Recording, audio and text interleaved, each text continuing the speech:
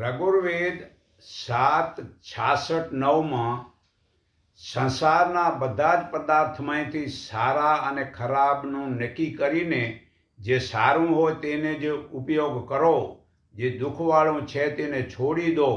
ભારતીય શાસ્ત્રનું જીવન લક્ષ્ય વિધાઓનું અંતકરણમાં પરમાત્માને પ્રગટાવીને મનુષ્યના સંપૂર્ણ જીવનને પ્રકાશિત કરી દેવું જોઈએ.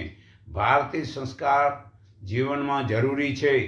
જીવનના પ્રત્યેક ક્ષેત્રમાં તે ઉપયોગી બને છે. આધ્યાત્મિક જીવન અને ભૌતિક જીવન બંને આ જ્ઞાનમય કર્મથી લાભ થાય છે. કર્મ જ જીવનનું લક્ષ્ય છે. એટલા માટે આળસુ, મૂર્ખ તથા અજ્ઞાની મનુષ્ય તે મરેલા જેવો હોય છે. જ્ઞાની મનુષ્ય શાંત અને સંતુલિત વૃત્તિનો હોય છે.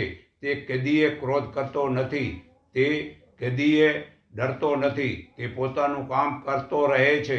જ્ઞાની મનુષ્ય નવા નવા રસ્તાઓ શોધે છે જેનાથી પ્રાણી માત્રને લાભ થાય છે. એવા કાર્યો તેને પવિત્ર લાગે છે. આત્મા ભાવની દ્રષ્ટિએ તે પોતાના બધા કર્મની બરાબર ચકાસે છે. બધા જ પ્રાણીઓ માટે સમાન પ્રેમ રાખે છે. આપણે સવારે વહેલા ઉઠીને સૂતા સુધીના કર્મમાં જે જ્ઞાનના આધારે પ્રત્યેક પદાર્થનું સારી રીતે જીવનમાં ઉતારવું જોઈએ અને ખરાબ કર્મને છોડી દેવા જોઈએ. જ્ઞાન અને કર્મના યોગ્ય બનેથી જ જીવનમાં સુખ શાંતિ થાય છે. વિવેકથી જ નીતિ અને અનીતિ, સત્ય અસત્ય અને યોગ્ય અયોગ્યને સારી રીતે સમજીને શુભ અશુભને નિર્ણય કરવો પડે છે.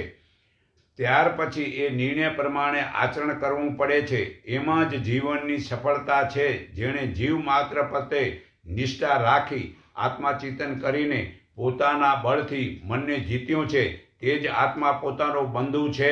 પણ જેણે આત્માના બળ મનને જીત્યું નથી અને સંસારના વિષયો ભોગોમાં રચે છે તેનો આત્મા પોતાનો જ પ્રત્યે શત્રુ થઈને વર્તે છે.